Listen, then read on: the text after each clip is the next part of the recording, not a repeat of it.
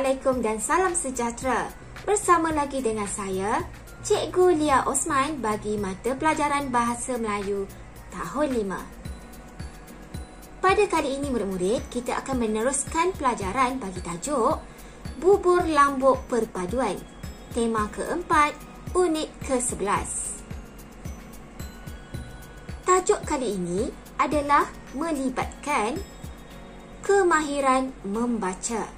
Jadi murid-murid bolehlah merujuk buku teks halaman 82 dan 83. Isi pelajaran pada kali ini adalah berdasarkan standard kandungan 2.3, iaitu membaca dan mengapresiasi pelbagai bahan sastra dan bahan bukan sastra, serta standard pembelajaran 2.3.2 iaitu membaca dan mempersembahkan karya sastra dan karya bukan sastra dengan pelbagai bentuk penyampaian.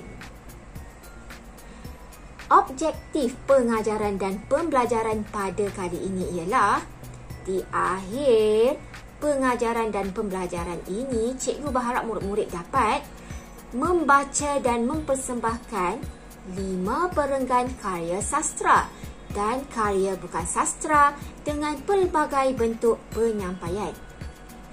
Manakala kriteria kejayaan yang patut dicapai oleh murid-murid ialah: pertama, membaca 2 perenggan cerpen, dan yang kedua, membaca 2 perenggan catatan.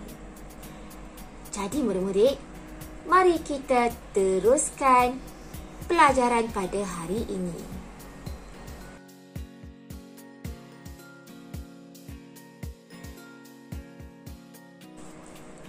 Jadi murid-murid, mari bersama-sama dengan cikgu membaca petikan cerpen yang terdapat di halaman 82. Mari kita baca dengan gaya penyampaian yang sesuai.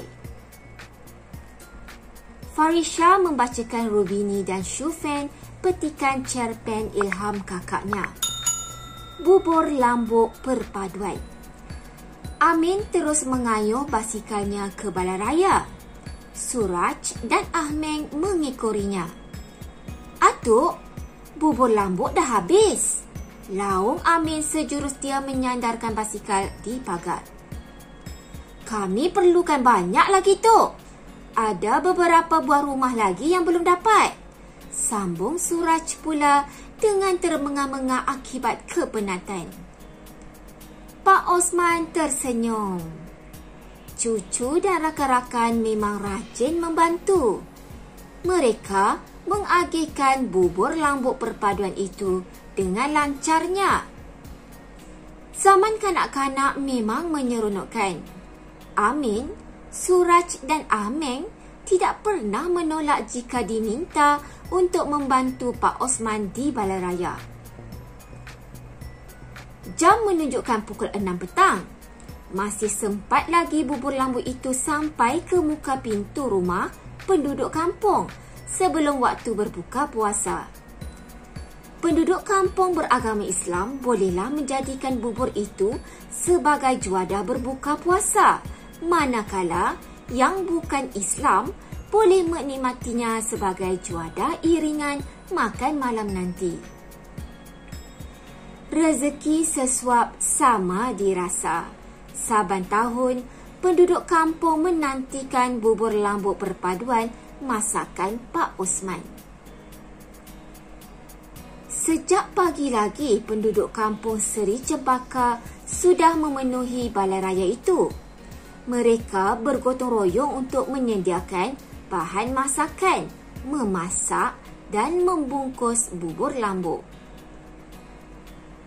Yang lebih membanggakan apabila penduduk kampung tidak kira agama, bangsa dan kaum tidak putus-putus memberikan sumbangan ikhlas dalam bentuk barangan atau wang.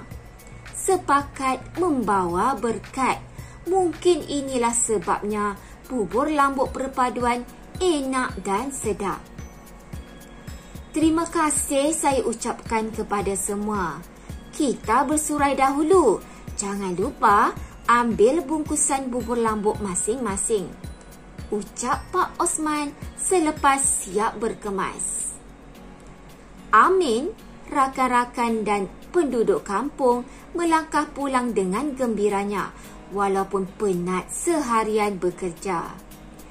Kemesraan terjalin indah dan perpaduan akan terus utuh di kampung Seri Cempaka. Baiklah murid-murid, di dalam cerpen itu tadi, penulis telah menyampaikan pelbagai situasi dan emosi. Jadi, kita perlu membacanya dengan intonasi dan gaya penyampaian yang sesuai. Cikgu berharap murid-murid juga boleh membacakan cerpen itu tadi dengan gaya penyampaian yang sesuai.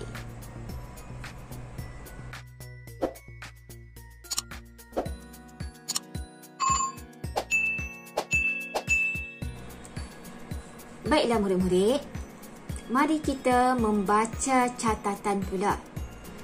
Kemudiannya, Farisha, Rubini dan Syufen membuat catatan mereka sendiri tentang cerpen Bubur Lambuk Perpaduan itu. Catatan, Khamis 26 Mei 2020. 9 pagi, penduduk kampung Seri Cempaka mula berkumpul di Balai Raya. Makcik Aminah, Puan Ang dan Puan Vasanti pun ada. Mereka sedang menyiapkan ramuan untuk memasak. Pak Osman, Encik Yo dan Encik Vijay pula menyiapkan tempat memasak. Mereka bertoleransi semasa membuat pekerjaan. 10 pagi, peserta gotong royong berehat. Mereka mengambil peluang itu untuk bertanya khabar dan bertukar-tukar fikiran tentang isu-isu semasa. Pak Osman masih tekun merancang aktiviti seterusnya. 2 petang, beberapa orang penduduk lelaki memulakan kerja memasak. Pak Osman, ketua chef, memantau sambil mengusik mereka dengan aksi jenaka. Penduduk tidak kering gusi dengan celoteh beliau. Derayan gelak tawa mewarnai suasana di situ. Suasana mesra dan harmoni. 5 petang, kerja membungkus dan memasukkan bubur lambuk ke dalam bekas bermula. Walaupun panas dengan bahang api, mereka tetap sabar dan tenang. 5.30 petang, Amin, Ahmeng dan Suraj mengagihkan bubur lambuk kepada semua penduduk kampung. Rezeki sama dirasa akan mengeratkan perpaduan antara kaum. Baiklah murid-murid, kemahiran membaca sudah dikuasai jika kita sudah boleh membaca dengan lancar, mengikut intonasi yang sesuai serta dengan sebutan yang jelas dan betul. Cuba murid-murid lihat borang yang disediakan di bawah catatan itu. Tugasan untuk murid pada kali ini ialah: pertama, pilih mana-mana 2 perenggan cerpen dan 2 perenggan catatan. Kemudian, rakam suara kamu membaca cerpen dan catatan itu. Kirimkan rakaman bacaan itu kepada guru bahasa Melayu masing-masing. Cikgu akan menandakan skor bacaan kamu berdasarkan perkara dinilai seperti yang terdapat di dalam borang.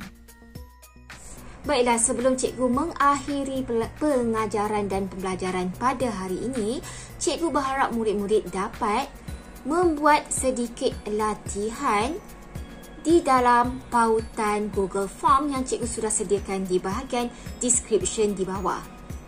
Jadi, sehingga berjumpa lagi pada masa yang akan datang, ingat jaga SOP. Selamat menyambut Aidilfitri.